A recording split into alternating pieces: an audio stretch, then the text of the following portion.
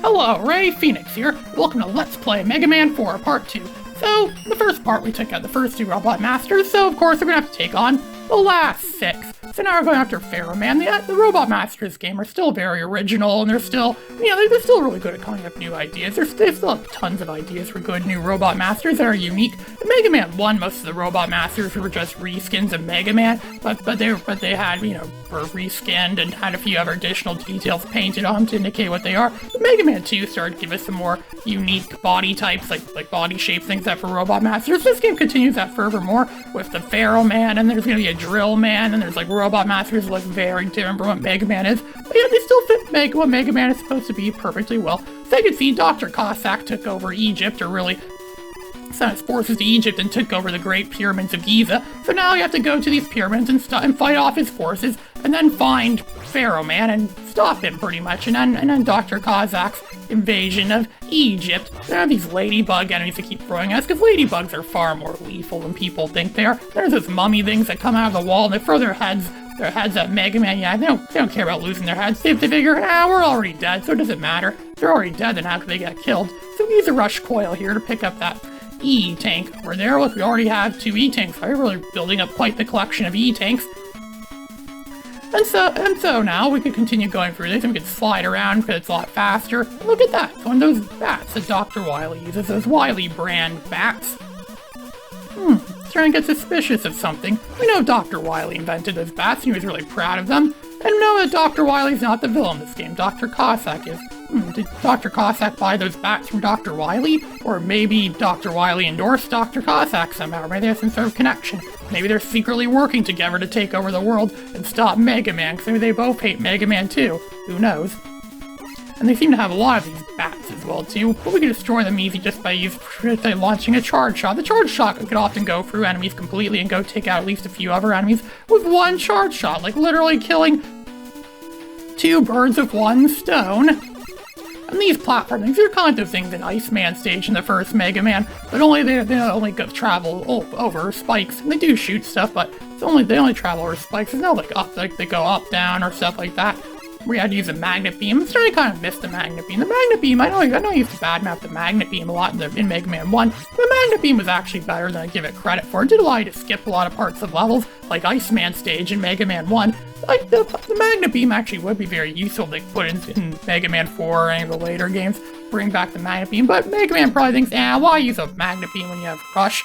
So we could easily beat Pharaoh Man if we have the Flash Stopper, so we could stop him completely like that, just like we did a Quick Man in Mega Man 2. I'm gonna stand over here. I have like lightning fast thumbs. I could press the fire button at lightning fast speeds, which leaves a long stream of buster shots going, uncharged buster shots going to him. Or you could just use an emulator, or get a turbo controller, or both, because emulators allow you to use turbo controllers. I'm playing this on Nestopia in RetroArch, and allows you to use to use turbo controls. I actually played Nestopia outside of RetroArch. It's actually really cool. It allows you to adjust the settings in it so it could give like a genuine NES, original NES aesthetic, like TV aesthetics. Looks like you're playing on an actual TV back in the day. I thought that's pretty cool. That's why Nestopia is my favorite NES emulator, and it works on Windows XP too. Not that anyone really cares about Windows XP anymore, but I mean, if I still have a Windows XP computer, I might still like to play something on it every now and then, so it's good for that. So we destroyed Pharaoh Man and go after Ring Man. The weapons in this game are actually pretty good. They're a lot better than the weapons were in Mega Man 3 overall. Well, sure, there are still a few useless weapons in this game, but most of the weapons are actually decent. Now, this is Ring Man stage, and Ring Man doesn't really make much sense. It's very similar to Crash Man stage or Mega Man 2, where it involves a lot of climbing, and it begins where like on Earth, and they're eventually going to climb, and eventually you're going to get into space. They'll see stars and stuff like that. And there's going to be like platforms, things you have to stand on. There's these enemies coming at us from all directions. It'd be really useful if you had the Metal Blade or even the Shadow Blade from Mega Man 3, but there aren't any weapons like that in this game. Those are weapons for wussies. Only wussies use skip through levels like that. This is Mega Man 4. There are no weapons like that in Mega Man 4. Instead, Mega Man is left to rely on his standard Mega Buster, which is actually really good now that he has the charge shot. Now the new charge shot Mega Buster. Now it's really easy for him to just fire a buster shot into those turret things, and yeah, we could just destroy those easy. So who needs the Metal Blade or any special weapons? We have this. It would also be helpful if we had a shield weapon. There actually is a shield weapon in this game. We don't have it yet, but for the shield, because we know Mega Man 1 and 2 had a shield type weapon, and Mega Man 3 kind of forgot to put a shield type weapon in there, but they made up for it in Mega Man 4. Most Mega Man games have some sort of shield type weapon. Oh my god, we just got a 1-up there. As I keep saying, this game is very generous with 1-ups. A little too generous, actually. This game's constantly throwing 1-ups, so you one after the other, 1-up this, 1-up that, 1-up all the way. And this enemy is about to throw us doesn't make any sense here. This whole level doesn't make any sense, but it's like a robot hippo standing on a platform that's like loose, that's like only protected by a single column. How is it not collapse and fall over? Assuming the robot hippo is really heavy, because robot things are usually heavier than their biological counterparts, which is the case for Mega Man, because Mega Man weighs a few tons. Which makes sense, because he's a robot overall, so of course he's gonna weigh a few tons. Then there's these platform things, these like sci-fi energy beam platforms. When you stand on them, they move away or go away, and you can slide on them to get past stuff. And this enemy doesn't make any sense here. What the hell is this supposed to be? Just two eyes are surrounded by these ring things. You have to jump around. It keeps throwing rings at me, and you get hit by the... Well, it's really easy to dodge them if you time it right. If they shoot the eyes and it's exposing, no, describe that enemy really good. So, now there's one of these hippo things. They really like to throw hippos at us. It's really easy to destroy these hippos if you just use Turbo, which is what I'm going to do. These hippos don't really stand much of a chance against Mega Man at all. They're almost an insult to how challenging the rest of this game could be. But then again, this game is not one of the more challenging Mega Man games. Mega Man 2 is probably the most challenging Mega Man game on the NES. Oh, look at this! It's a new robot we're introduced to. It's Eddie, a friend of ours. Look at that. Eddie gave us a 1-up. Thank you, Eddie. We'll be needing some 1-ups when we get through this game. And there's some more standard enemies and standard stuff you expect to see in Mega Man, standard everything. Just another routine Mega Man game. You see a planet in the sky over there too. Now these things work in reverse, they actually go against you, these platforms. You have to like really carefully jump on them, plan your jumping. See more stars and planets. Where all these stars and planets are supposed to be. I'm convinced we just got beamed into space. Maybe we did unknowingly fall into space. And to explain why there's these planet things coming for us too. These things look like planets. Easily be killed with a Metal Blade, but we don't have that obviously. Just use a charge shot. It's kind of a waste because they only get killed in one shot. So I could crawl under here, and we're gonna come across that weird ring enemy. It's Ring Man. So of course it's gonna be ring themed. But then again, what is ring themed? A ring is just a basic shape. It's not like the pharaohs of Egypt or Bright Man, how he's like light bulb theme, or there's Toad Man, who supposedly lives in the sewers or something like that. And there's Skull Man stage later, it's all skull and bones theme, but not this. This is just... He just has two eyes, and he just throws those rings at us. And there, we destroyed him just by shooting stuff into his eyes, pretty much. It's his weak point, because that's all he is. His whole body is just a weak point protected by rings.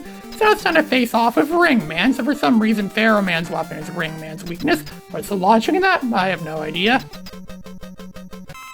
So we're gonna generate a big ball, a big Pharaoh ball, that's gonna go into him, and it's gonna take out, like, one shot, and that takes out a large chunk of his health, which is good for us. And he's almost dead. Now look at that, we just killed him in a few shots easy. Something you're gonna notice in a lot of these Mega Man games from now on is that if you have for a lot of them, if you have the weaknesses of the Robot Master, especially Mega Man's 4, 5, and 6, if you have the weaknesses for the Robot Master, a lot of time you can beat the Robot Masters easy in a few shots easy. There's no effort at all in it, really, if you have their weakness. And the order the order you should play the Robot Masters in becomes more defined. Because in the first 3 games, it was like, oh, you could do Cut Man first, or you could do Guts Man first, or Bomb Man first. It doesn't really matter to do any of them. Maybe with Mega Man 2, because a lot of the Robot Masters in Mega Man 2 are weak against Metal Blade. There is no real defined set order. You can really do the levels in Mega Man 2. It's really easy to do the Mega Man 2 levels in almost any order you can think of. And yeah, that's it. But Mega Man 3 was a little more tight with the ordering, but you can still do it in any real order. But Mega Man 4 it still is non-linear gameplay. Every Mega Man game is non-linear gameplay, but Mega Man 4, it's like, oh, you have to do it in this order, this order, this order, this order if you want to have an easy time playing the game and don't want the game to get too challenging. Yeah, well, I'm playing them in the order you intend to play them in, and yeah, the game doesn't really have as much.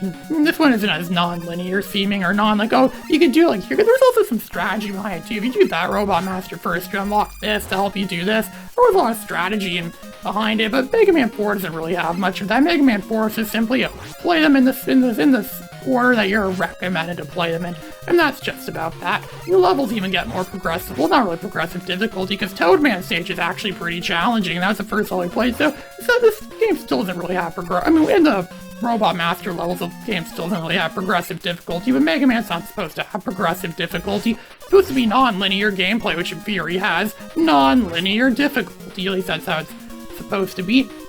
So here's Eddie again. Eddie's gonna probably give us something good. Oh, look at that, he gave us another E-Tank. Eddie really knows it's on our wish list. Another E-Tank. We'll have to collect the E-Tanks.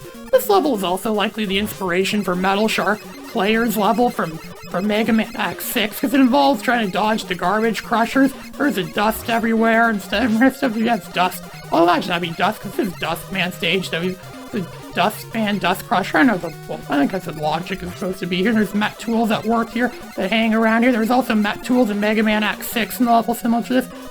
I never realized how similar this game was to Mega Man X6 in a few very subtle respects. I can see why this Mega Man reviewer I came across many years ago, his favorite classic Mega Man game was Mega Man 4, and his favorite Mega Man X game was the highly unpopular Mega Man X6. I was recently reintroduced to Mega Man X6, and good God, I forgot how awful Mega Man X6 is. It is the worst game in the Mega Man X franchise. I've never seen a worse game than Mega Man X6. It is a god-awful game. It's worse than any game that I've played in the classic Mega Man series. But Mega Man 4 is a way better game. Mega Man 4 is actually a pretty good game overall. It's on the NES, came out a decade earlier than Mega Man X6, but it's a far better game than Mega Man X6. This game actually does have some really good music in it too. It has a very overlooked, underrated musical score overall, but it is really good. The music in this game actually is at par with the music from Mega Man 1, 2, and because Mega Man's 1 and 2, probably most people say those are the best soundtracks of them, especially Mega Man 2 because of how epic the music is. But this love game actually does have some pretty epic music too, and everyone praises Mega Man 2 for being the classic, the absolute masterful classic it is, but those people don't praise the other ones nearly as much. I think this game actually deserves more praise than Mega Man 2. It really is an inventive, innovative game with really good music and really good level designs and imaginative robot masters, and it has some pretty decent weapons too. They're not overpowered, they take over the game, but then again, the Metal Blade was just a crazy fluke. No weapon should really take over a game like that. And we got the Dust Crusher, so I guess we could crush dust now. This is Ray Phoenix, signing out.